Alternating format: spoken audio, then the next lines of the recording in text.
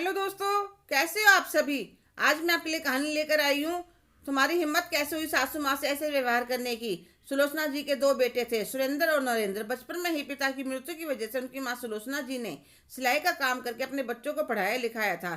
सुंदर की नौकरी लग जाती है। वह अपनी माँ से कहता है, माँ आपने बहुत मेहनत कर ली, अब आपको सिलाई का काम करने की कोई जरूरत नहीं है।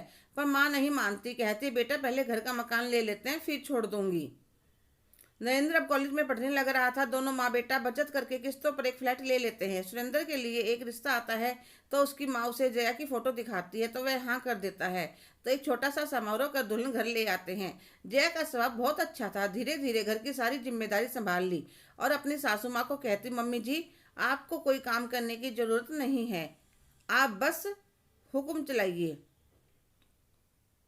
2 साल बाद जया एक प्यारी सी बिटिया को जन्म देती है तो घर में रौनक और बढ़ जाती है। सुलोचना जी सोचती हैं, जवानी में कितने कष्ट उठाए थे, बुढ़ापे में भगवान ने झोली में उतनी ही खुशियां डाल दी। अब छोटा बेटा भी कमाने लगा था पर जगह कम पड़ने लगी थी तो उन्होंने विचार बनाया, अब तो दोनों बेटे कमाने लगे हैं तो और कुछ दिनों में यह छोटा घर बेचकर बड़ा घर ले लेंगे, बड़ा मकान लेते। उससे पहले ही नरेंद्र कहने लगा, मम्मी मैंने अपने लिए लड़की पसंद कर ली तो सबकी रजामंदी से नरेंद्र और सारिका की शादी कर देते हैं। तो बड़े भाई भाभी ने विचार बनाया, हम थोड़े दिन किराए पर रह लेंगे फिर बाद में घर ले लेंगे। सुरेंद्र और जया दूसरी गली में ही किराए पर मकान लेकर रहने लगते हैं। सुलोचना जी सोचती हैं, छोटी बहू अभी नहीं है, अकेली को घर संभालना नहीं आएगा, इसलिए वह वहीं रह जाती हैं। पर सारिका के मन में उथल पुथल हो जाती है, इस बुढ़िया के सारे काम मुझे ही करने पड़ेंगे। पर वह सबके सामने बुरी नहीं बनना चाहती थी, इसलिए जब नरेंद्र घर पर होता या जेठ जेठानी कोई पड़ोसी मिलने आता तो मम्मी जी करती थी। और जब घर में अकेली होती ना रोटी बनाकर देती ना उसके कपड़े धोती। पर माँ बेटी की वजह से कुछ नहीं बोलते। एक बार नरेंद्र को एक हफ्ते के लिए टूर पर गया हुआ था तो सारिका जानबूझकर अपने कमरे में ही रहती। सासू माँ भूख से परेशान चाय बनाने रसोई में गई तो उसने कमरे में से आवाज़ लगाई, एक कप मेरे लिए भी बना देना। इतनी देर में अखबार वाला पैसे लेने आ गया। सुलोचना जी उसे पैसे देकर रसोई में आ गई पर मेन गेट गलती से खुला रह गया। उधर जया ने नाश्ते में दाल के चिल्ले बनाए थे। पतिदेव तो खा पी कर ऑफिस चले गए। जया अपने लिए बनाने लगी तो सोचा चलो बनाकर माँ के पास ले चलती हूँ, इकट्ठे बैठकर खाएंगे। और उसने माँ के लिए अपने लिए सारिका के लिए बनाई और अपनी बेटी की उंगली पकड़कर देवर के घर की तरफ चल दी। दरवाजा खुला था, घर अपना था, बिना संकोच के अंदर घुस गई। पर उसने देखा सारिका सासू माँ पर चिल्लाने लग रही थी, आपको एक कप चाय बनानी नहीं आती, खाने को तो तीनों टाइम चाहिए। सुलोचना जी की आंखों में आंसू आ जाते हैं। जया पहले तो यह सब सुनकर चौंक जाती है, फिर कमरे में घुसती है तो सारिका उन्हें देखकर पसीने पसीने हो जाती है। जया बहुत गुस्से में होती है, तुम्हारी हिम्मत कैसे हुई इनसे ऐसे बात करने की, आने दो नरेंद्र को, उसकी भी खबर लेती हूँ। तो सुलोचना जी कहती है, नहीं जया बेटा, नरेंद्र को कुछ नहीं पता। ठीक है माँ जी, पर आप एक मिनट भी अब यहाँ नहीं रहेंगी।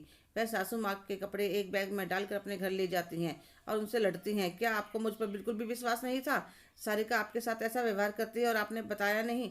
तो सासू माँ कहती है, मैंने सोचा भी छोटी है समझ जाएगी, तुमको इसे बेटे के सामने ये बात नहीं कहूँगी, नहीं तो परिवार में दूरियां आ जाएंगी। जब सुरेंद्र ऑफिस से आता है माँ को देखकर बहुत खुश हुआ। फिर भी मन में एक सवाल था, क्या कोई बात हुई है। पर जया ने कुछ कहा नहीं। मैं ही माँ को ले आई, कुछ दिन हमारे यहाँ भी रह लेंगी, हमें भी तो इनकी ममता मिलनी चाहिए। और जब नरेंद्र टूर से आता है तो उसको कह देते हैं, माँ का मन कर रहा था।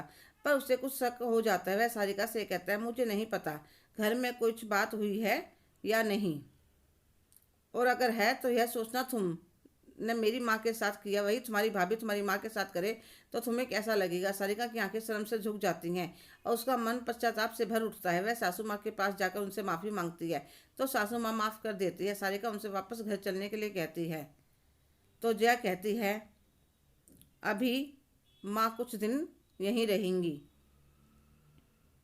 कुछ दिनों में छोटा घर बेचकर एक बड़ा घर ले लेंगे, सारा परिवार एक साथ रहेगा और वह घर माँ का होगा, ना तुम्हारा ना मेरा। बड़ी बहू की समझदारी ने सबके मन मुटाव दूर कर सारे घर को फिर से एक साथ कर दिया था।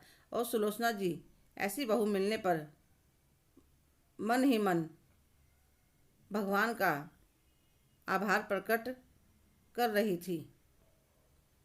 हेलो दोस्तों, कैसे हो आप सभी। आज की कहानी आपको कैसी लगी कमेंट करके ज़रूर बताइएगा। अगर आप मेरे चैनल पर नए हैं तो प्लीज़ लाइक शेयर सब्सक्राइब करना ना भूलें। धन्यवाद।